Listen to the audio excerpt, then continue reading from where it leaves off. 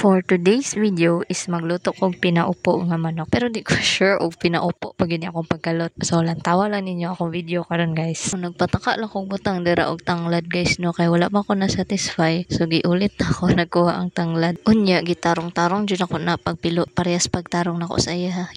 Char. Pag human akong butang sa tanglad kay gibutangan na nako ng asin. So dapat daghan jud ang ibutang. Pwede pud isa ka kilo. So dapat whole chicken gud ang gamiton pag magluto og pinaupong manok. Tapos nag-prepare ko dra og asin with powder na paminta. Tapos gimix-mix lang nako na. Nya mo na akong gipahid sa manok. Anya gibutangan ako na sa sulod og dahon sibuyas, bombay og syempre ang tanglad. So di gina kalimutan kay mao jud ang pinaka-importante nga isuksok sa sulod sa manok. After ato is gipahid-pahid na nako ang asin with paminta sa tibuok kalibutan ay tibuok part sa gawa sa manok.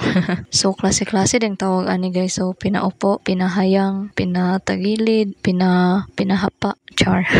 Nan kay gara-gara man dili day magkasya ang manok sa kaserola kung literal na pinaupo ang position sa manok. Mauunta ang pinaka the best na pagplaster sa manok. Mao to gipahigda na lang gyud ang manok para magkasya. So dili na ni siya pinaupong manok, pinahigang manok na ni. Kung magluto day ani guys, time consuming gyud. So maabtan og mga 2 hours or more. Kung makita ninyo dra sa video guys is gibaliktad ako ng manok pero kung nakaupo ni iyang position no need na ibaliktad. Gihiwaan ako na para ma-check kung luto na. Tapos wala na ko na videohan ang final nga pagkaluto ani guys kay gutom na kaayo mi late na pud ko nagluto ani. So dapat next time sayo na ko magluto.